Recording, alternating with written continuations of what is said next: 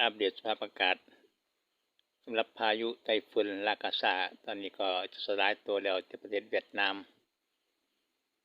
สำหรับ28 ถึง 30ประเทศไทยเตรียมรับมือพายุลูกใหม่ที่จะเข้ามาใกล้ประเทศไทยนะพี่น้อง28 ถึง 30กันยาพายุโซนร้อนบัวลอยอาจจะทวีกำลังแรงขึ้นเป็นพายุไต้ฝุ่นอีกลูกหนึ่งเคลื่อนตัวเข้าใกล้ไทยบริเวณชายฝั่งเมืองเวียดนามทั้งเมืองดานัง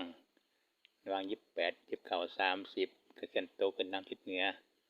ขึ้นไปทางเอาตังเกียเกาะให้ลำเข้าสู่ประเทศเวียดนามทั้งเมืองฮานอย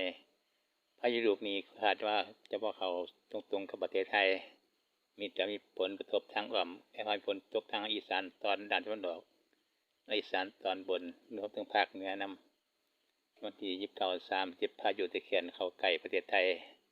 พายุโซนร้อนบัวลอยอันนี้เป็นตั้งซื้อโดยประเทศไทยได้พี่น้องซื้อบัวลอย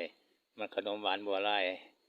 พายุบัวนาบัวแต่นาอร่อยนาเป็นตะกินวันต่อไปเนาะ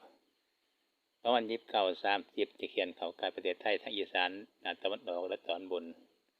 จะมีฝนตกกระจายทั่วไปสำหรับพายุที่จะมาอีก29 30พายุโซนร้อนบัวลอยได้พี่น้อง